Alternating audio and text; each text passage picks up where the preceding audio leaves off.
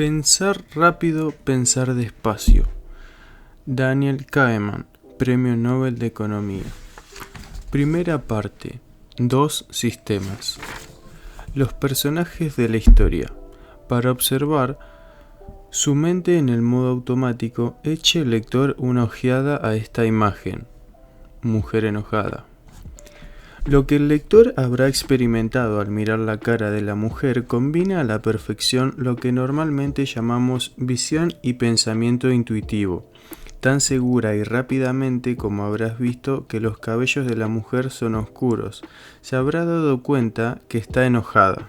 Más aún, habrá proyectado lo que ha visto al futuro. Habrá advertido que esta mujer está a punto de decir palabras poco amables, seguramente en voz alta y estridente, de forma automática, sin esfuerzo alguno. Habrá tenido una premonición de lo que ella hará. No se propone evaluar su humor o anticipar lo que ella hará, y en su reacción a la vista de la foto no tiene la sensación de que esté haciendo algo, es algo que le ocurre. Es un ejemplo de pensamiento rápido. Vea ahora el lector la siguiente operación y observe lo que ocurre. 17 por 24. Inmediatamente se habrá dado cuenta de que se trata de una multiplicación y probablemente de que podría hacerla con papel y lápiz o mentalmente. Tiene algún vago conocimiento intuitivo del rango de posibles resultados. Nada le habrá costado reconocer que, por ejemplo, 12.609 o 123 no son soluciones, pero no hubiera necesitado más tiempo para estar seguro de que la respuesta no es 568. No le viene a la mente una solución o ni siente que puede elegir entre hacer o no hacer el cálculo. Si no la ha hecho aún, debería intentar resolver ahora la multiplicación o al menos una parte de ella. Si lo hubiera hecho, habría experimentado lo que es el pensamiento lento, cuando se disponía a hacerlo en una serie de pasos. Primero habría tomado de la memoria el programa cognitivo de multiplicación que aprendió en la escuela, y luego lo habría puesto en práctica. Hacer el resultado es un agobio. Habría sentido la molestia de extraer mucho material de la memoria, pues necesita en cada paso saber por dónde y a dónde va, al tiempo que retiene cada resultado. El proceso es un trabajo mental, deliberado, esforzado y ordenado. Un prototipo de pensamiento lento. El cálculo no es algo que sucede solo en su mente, también su cuerpo está implicado, sus músculos se tensan, su presión sanguínea aumenta y sus pulsaciones aumentan con ella. Alguien que mire de cerca sus ojos mientras trata de llevar a cabo la operación observará que sus pupilas se dilatan. Sus pupilas vuelven a contraerse al diámetro normal al terminar la tarea, cuando encuentre la solución, que por lo demás es 408. O cuando desiste. Dos sistemas. Durante décadas, los psicólogos han demostrado gran interés por los modos de pensamiento, representados respectivamente por la fotografía de la mujer enojada y por la operación de multiplicación, y han puesto muchas formas de etiquetarlos. Aquí adopto términos originalmente propuestos por los psicólogos Kate Stanovich y Richard West, y haré referencia de dos sistemas de la mente, el sistema 1 y el sistema 2. El sistema 1 opera de manera rápida y automática, con poco o ningún esfuerzo y sensación de control voluntario. El sistema 2 centra la atención en las actividades mentales esforzadas que lo demandan, incluidos los cálculos complejos. Las operaciones del sistema 2 están a menudo asociadas a la experiencia subjetiva de actuar, elegir y concentrarse. Las etiquetas Sistema 1 y Sistema 2 son de amplio uso en psicología, pero en este libro, que puede leerse como un psicodrama con dos personajes, hago algo más con ellas. Cuando pensamos en nosotros mismos, nos identificamos con el Sistema 2, con el yo consciente, racional, que tiene creencias, hace elecciones y decide qué pensar y qué hacer. Aunque el Sistema 2 crea estar a donde está la acción, el protagonista del libro es el automático Sistema 1. Describo el sistema 1 como el que sin esfuerzo genera impresiones y sentimientos que son las fuentes principales de las creencias explícitas y las elecciones deliberadas del sistema 2. Las operaciones automáticas del sistema 1 generan patrones de ideas sorprendentemente complejos, pero solo el lento sistema 2 puede construirse pensamientos en una serie ordenada de pasos. Describo también las circunstancias en las que el sistema 2 toma las riendas, anulando los irresponsables impulsos y asociaciones del sistema 1. Invito al lector a pensar en los dos sistemas como dos agentes con sus particularidades, aptitudes, limitaciones y funciones. He aquí algunos ejemplos de las actividades automáticas que atribuimos al sistema 1, ordenadas según su complejidad. Percibe que un objeto está más lejos que el otro. Nos orienta hacia la fuente de un sonido repentino. Completa la expresión pan y nos hace poner cara de desagrado cuando vemos un cuadro horroroso. Detecta hostilidad en una voz. Responde a 2 más 2. Lee las palabras de las vallas publicitarias. Conduce un coche por una carretera vacía. Encuentra una buena jugada de ajedrez. Entiende frases sencillas. Reconoce que un carácter disciplinado y metódico obsesionado con el detalle responde a un estereotipo profesional. Todos estos procesos mentales corresponden a la mujer enojada, se producen automáticamente y requieren poco o ningún esfuerzo. Las capacidades del sistema 1 incluyen destrezas innatas que compartimos con otros animales. Nacemos preparados para percibir el mundo que nos rodea, reconocer objetos, orientar la atención, evitar pérdidas y temer a las arañas. Otras actividades mentales se vuelven rápidas y automáticas con la práctica prolongada. El sistema 1 ha aprendido a hacer asociaciones entre ideas, también ha adquirido habilidades como la de interpretar y entender matices en situaciones sociales. Algunas habilidades, por ejemplo, descubrir buenas jugadas de ajedrez, solo las adquieren expertos especializados. Otras son ampliamente compartidas. Detectan la semejanza en un esquema de personalidad con un estereotipo profesional. Requieren un amplio conocimiento del lenguaje y de la cultura, que la mayoría de las personas poseen. El conocimiento es almacenado en la memoria y se accede a él sin intención ni esfuerzo. Varias de las acciones mentales de la lista son totalmente involuntarias. No podemos entender frases sencillas en nuestro idioma, ni orientarnos hacia el lugar de donde procede un ruido fuerte e inesperado, ni evitar saber que 2 más 2 es 4, ni pensar en París cuando se habla de la capital de Francia. Otras actividades, como la de masticar, son susceptibles de control voluntario, pero normalmente se desarrollan de manera automática. El control de la atención es compartido por los dos sistemas. Orientarse hacia el lugar de procedencia de un ruido fuerte es normalmente una operación involuntaria del sistema 1, que de inmediato se moviliza la atención voluntaria del sistema 2. Podemos resistirnos a volver la mirada hacia el lugar donde se hace un comentario ofensivo en voz alta en una fiesta multitudinaria, pero aunque no giremos la cabeza, nuestra atención se dirige inicialmente hacia allí, al menos momentáneamente. Sin embargo, la atención puede apartarse de un foco inesperado, en especial cuando inintencionadamente se concentra en otro objeto. Las muy variadas operaciones del sistema 2 tienen un rango común, requieren atención y resultan perturbadas cuando la atención se aparta de ellas. He aquí algunos ejemplos. Estar atento al disparo de salida en una carrera. Concentrar la atención en los payasos del circo. Escuchar la voz de una persona concreta en un recinto atestado y ruidoso. Buscar a una mujer con el pelo blanco. Buscar en la memoria para identificar un ruido sorprendente. Caminar a un paso más rápido de lo que es natural. Dar a alguien el número de teléfono. Comparar 2 lavadoras para saber cuál es mejor.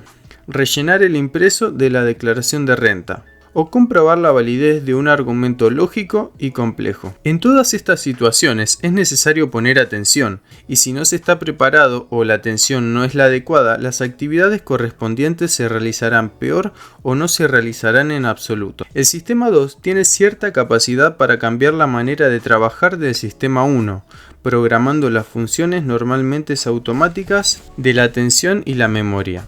Sí, cuando esperamos a un pariente en una estación con mucho ajetreo, por ejemplo, buscamos voluntariamente a una mujer con el cabello blanco o un hombre con barba, la probabilidad de divisar de lejos a nuestro pariente aumenta. Podemos recurrir a la memoria para buscar en ella capitales que empiecen por N o novelas existencialistas francesas. Y si alquilamos un coche en el aeropuerto londinense de Heathrow, el empleado probablemente nos recuerde que hemos de circular por el lado izquierdo de la carretera. En todos estos casos se nos pide hacer algo que no conocemos de forma natural y descubrimos que la constancia es una tarea que requiere que hagamos continuamente algún esfuerzo. La frase, tan común que presté atención, es muy acertada. Disponemos de un presupuesto de atención limitado que podemos asignar a ciertas actividades, y si intentamos rebasar nuestro presupuesto, fracasamos. Una característica de las actividades que requieren esfuerzo es que interfieren unas con otras, lo cual explica que sea tan difícil, cuando no imposible, llevar a cabo varias a la vez. Nadie podría calcular el producto de 17 por 24 mientras gira a la izquierda en medio de un tenso tráfico, y desde luego no lo intentaría. Podemos hacer varias cosas a la vez, pero solo si son fáciles y cómodas. No dejamos de sentirnos seguros por mantener una conversación con un pasajero mientras conducimos por una carretera vacía, y muchos padres han descubierto, quizás con algún sentimiento de culpa, que son capaces de leer un cuento a un niño mientras piensan en otra cosa. Todo el mundo tiene alguna conciencia de que la capacidad de atención es limitada, y nuestro comportamiento social tiene bien en cuenta estas limitaciones. Cuando el conductor de un coche está adelantando un camión en una carretera angosta, por ejemplo, los pasajeros adultos muy sensatamente dejan de hablar. Saben que no es una buena idea distraer al conductor y también sospechan que éste se ha vuelto momentáneamente sordo porque no quiere oír lo que le dicen. Una intensa concentración en una tarea puede volver a la persona realmente ciega a estímulos que normalmente atraen la atención. La demostración más espectacular de este hecho la ofrecieron Christopher Cabrish y Daniel Simmons en su libro El gorila invisible. Ambos grabaron un breve video de dos equipos de baloncesto encestando la pelota, de los cuales uno vestía camisetas blancas y el otro negras. Se pidió a los espectadores del video que contaran el número de tantos obtenidos por el equipo blanco, ignorando a los jugadores negros. La tarea es difícil y muy absorbente. En la mitad del video apareció una mujer disfrazada de gorila que cruzó el campo, se golpeó el pecho y desapareció. El gorila se ve 9 segundos. Muchos miles de personas han visto el video y alrededor de la mitad no notaron nada extraño. La tarea que continuamente debían realizar, y especialmente si una de las instrucciones era la de ignorar a los del equipo, los volvió ciegos. Y a nadie a quien viera el video sin tener que realizar aquella tarea se le hubiera escapado la presencia del gorila. Mirar y orientar la atención son funciones automáticas del sistema 1. Pero dependen de la asignación de la atención al estímulo relevante. Los autores dijeron que la observación más notable de su estudio era que la gente encontraba sus resultados muy sorprendentes, e incluso a los espectadores que no vieron al gorila estaban al principio seguros de que no estaba allí. No podían imaginar no haber visto algo tan sorprendente. El estudio del gorila ilustra dos hechos importantes relativos a nuestra mente.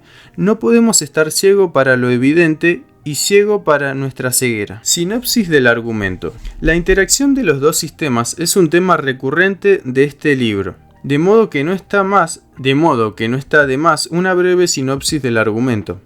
En esta historia contaré que los sistemas 1 y 2 están siempre activos mientras permanecemos despiertos.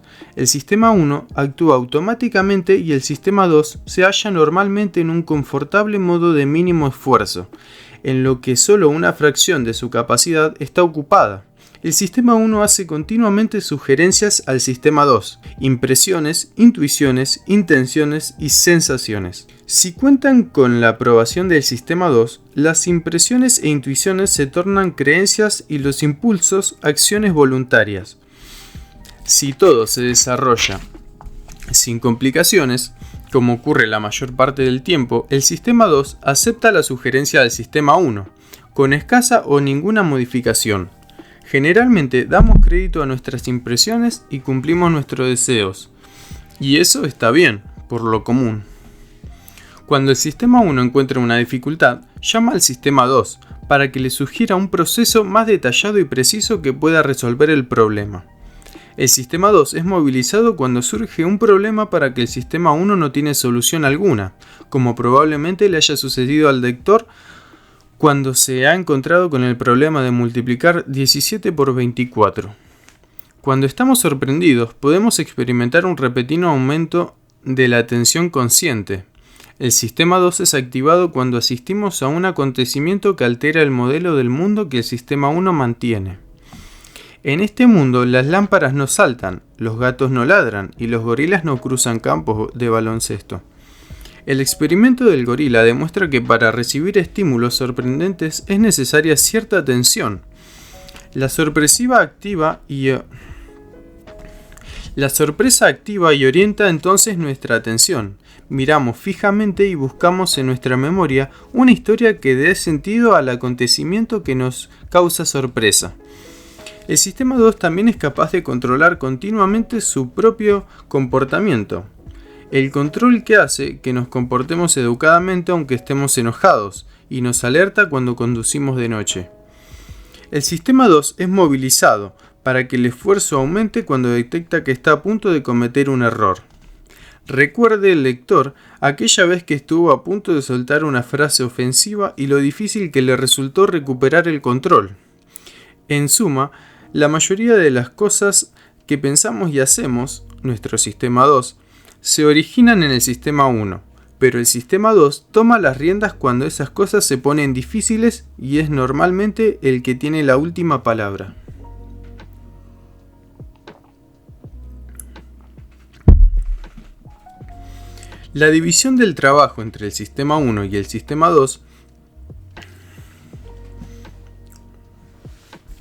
La división del trabajo entre el sistema 1 y el sistema 2 es muy eficiente.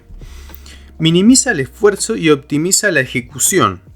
Esta disposición funciona bien la mayor parte del tiempo, porque el sistema 1 es general muy bueno en lo que hace. Sus modelos de situaciones familiares son adecuados, sus predicciones a corto plazo suelen ser también adecuadas, y sus respuestas iniciales a los retos son rápidas y generalmente apropiadas. Sin embargo, en el sistema 1 hay sesgos, errores sistemáticos que es propenso a cometer en circunstancias específicas. Como veremos, en ocasiones responde a cuestiones más familiarizadas. Otras limitaciones del sistema 1 es que no pueden ser desconectados. Si nos muestran en la pantalla una palabra en un idioma que no conocemos, la leeremos, a menos que Si nos muestran en la pantalla una palabra en un idioma que conocemos, la leeremos, a menos que nuestra atención esté totalmente concentrada en otra cosa. Conflicto. Conflicto. La figura 2 es una variante de un experimento clásico que produce un conflicto entre los dos sistemas.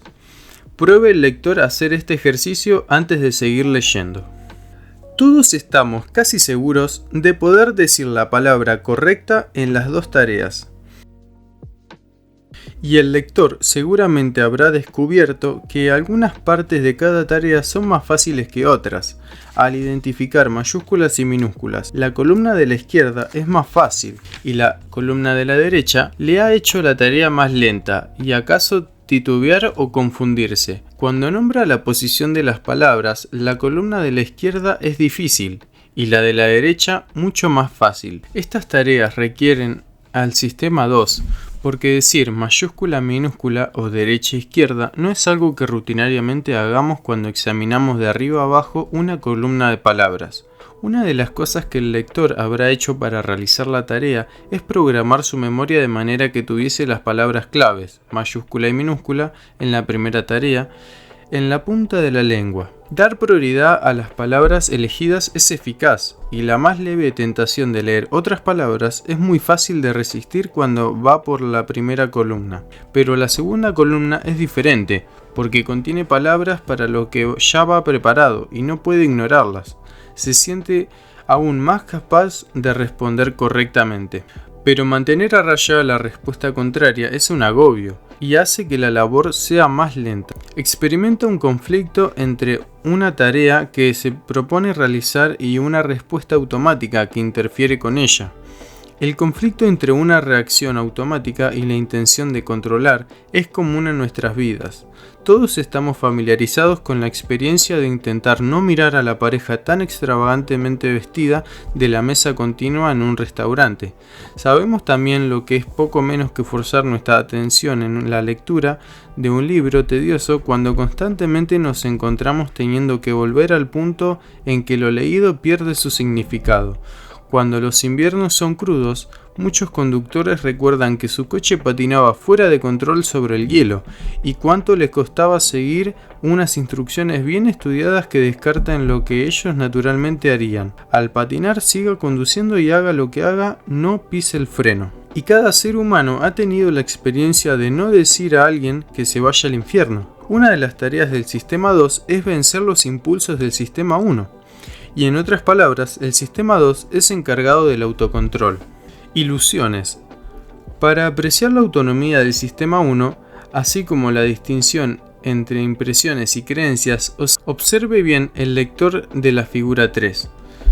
Esta figura es muy simple, dos líneas horizontales de diferentes longitudes que tienen en los extremos dos flechas que apuntan en direcciones opuestas.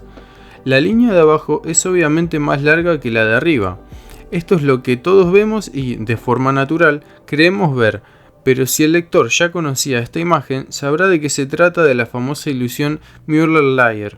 Como fácilmente podrás comprobar, midiéndolas con una regla, ambas líneas horizontales tienen exactamente la misma longitud. Si no la conocía, ahora que ha medido las líneas, el lector, su sistema 2, su ser consciente, que llama yo, tiene una nueva creencia. Sabe que las líneas son igual de largas. Si le preguntan por su longitud, dirá lo que ya sabe, pero todavía ve que la de abajo es más larga. El lector ha elegido creer en la medición, pero no puede impedir que el sistema 1 haga de las suyas. No puede decir ver las líneas iguales, aunque sepa que lo son. Para resistirse a la ilusión, solo puede hacer una cosa: aprender a desconfiar de sus impresiones sobre la longitud de las líneas cuando sus extremos son flechas. Para poner en práctica esta regla, debe ser capaz de reconocer el patrón ilusorio y recordar lo que sabe de él.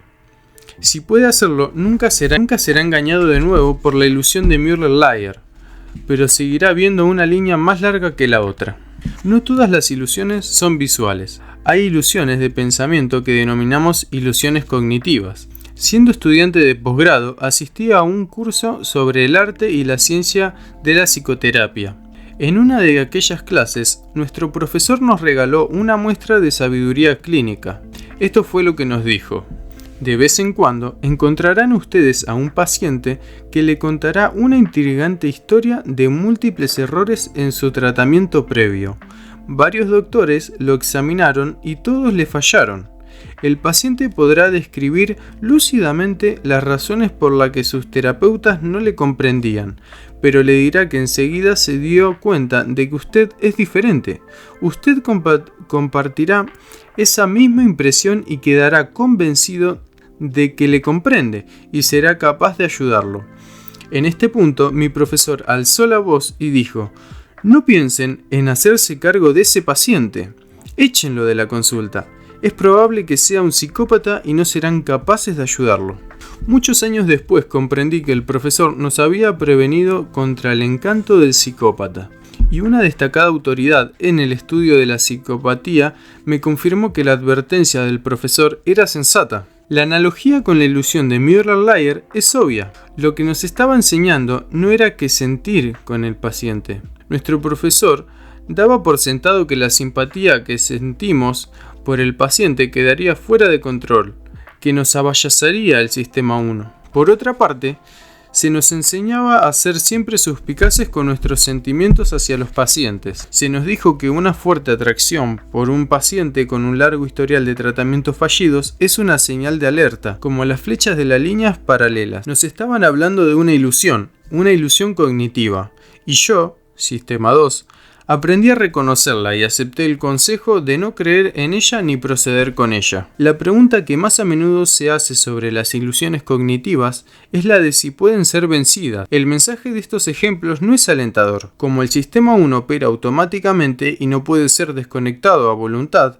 los errores de pensamiento intuitivo son muchas veces difíciles de prevenir. Los sesgos no siempre pueden evitarse, porque el sistema 2 puede no tener un indicio del error. Cuando existen indicios de errores probables, estos solo pueden prevenirse con un control reforzado y una actividad más intensa del sistema 2. Sin embargo, adoptar como norma de vida la vigilancia continua no es necesariamente bueno, y además es impracticable. Cuestionar con constancia nuestros pensamientos sería insoportablemente tedioso, y el sistema 2 es demasiado lento e ineficiente para tratar de servir de sustituto del sistema 1 en las decisiones rutinarias. Lo mejor que podemos hacer es llegar a un compromiso y esforzarnos en evitar errores importantes cuando en este aprender a reconocer situaciones en las que los errores sean probables y esforzarnos en evitar errores importantes cuando están en juego cosas de primer orden. La premisa de este libro es más que fácil: reconocer los errores de otros antes que los nuestros. Ficciones útiles.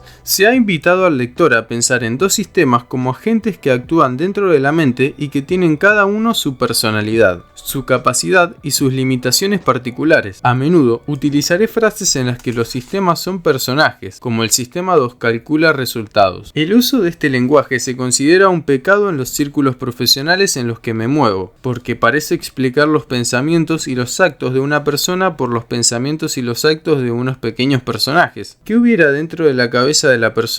La frase sobre el sistema 2 es gramaticalmente similar a la frase de "el mayordomo roba dinero", y respecto a la frase sobre el sistema 2, me preguntarían con razón si explica qué resultados calcula dicho sistema. Mi respuesta es que esa breve oración activa que atribuye cálculos al sistema 2 está pensada como una descripción, no como una explicación. Tiene pleno sentido de acuerdo con lo que ya sabemos sobre el sistema 2 y se resume en lo siguiente: la aritmética mental es una actividad voluntaria que requiere esfuerzo.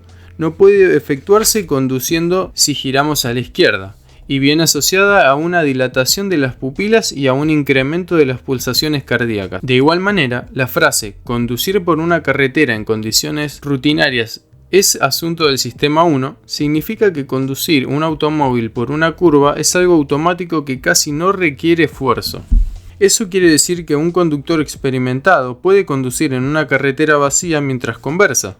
Finalmente, el sistema 2 impidió a Pedro reaccionar de manera estúpida al insulto. Significa que Pedro habría sido más agresivo en su respuesta si su capacidad de control se hubiera visto perturbada. Por ejemplo, si hubiera estado ebrio. El sistema 1 y el sistema 2 son tan importantes en la historia que relato en este libro que debo dejar absolutamente claro que son personajes ficticios. Los sistemas 1 y 2 no son sistemas en el sentido corriente de entidades con aspecto o partes que interaccionan. Y no hay una sola zona del cerebro que cada uno de los sistemas pueda llamar su hogar. Podemos muy bien preguntarnos: ¿cuál es el motivo de que introduzca personajes ficticios con nombres tan feos en un libro serio? La respuesta es que los personajes son útiles en razón de ciertas peculiaridades de nuestra mente, la de los lectores y la mía. Una frase se entiende más fácilmente si describe lo que hace un agente, el sistema 2, que si describe lo que es algo, las propiedades que tiene. En otras palabras, sistema 2 es mejor sujeto de una frase que aritmética mental. La mente, especialmente el sistema 1, parece tener la aptitud especial para la constitución y la interpretación de historias sobre agentes que actúan y que tienen personalidad, hábitos y recursos. El lector se habrá formado enseguida una mala opinión del mayordomo ladrón, espera de él un mal comportamiento y lo recordará un buen rato. Esto es lo que espero que ocurra con un lenguaje que utilizo para referirme a los sistemas. ¿Por qué llamarlos sistema 1 y sistema 2 en vez de usar las denominaciones más descriptivas de sistema automático y sistema esforzado? La razón es sencilla. La expresión sistema automático es más larga que sistema 1. Y por ende ocupa más espacio en la memoria operativa. Esto es importante, Porque algo que ocupa espacio en la memoria operativa reduce la capacidad de pensar. El lector debe tomar Sistema 1 y Sistema 2 como sobrenombres, como Bob y Joe, identificando con ellos a personajes que irá conociendo a lo largo de este libro. Estos sistemas ficticios hacen que me resulte más fácil pensar en juicios y elecciones, y harán que le resulte más fácil al lector entender lo que digo. Hablando del Sistema 1 y del Sistema 2, tuvo una impresión, pero algunas de sus impresiones son ilusiones. Era una respuesta del Sistema 1.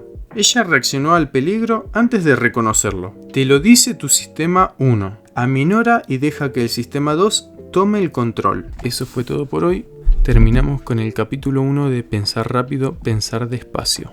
Cualquier sugerencia me la pueden dejar en el Instagram que van a encontrar en la descripción de este podcast.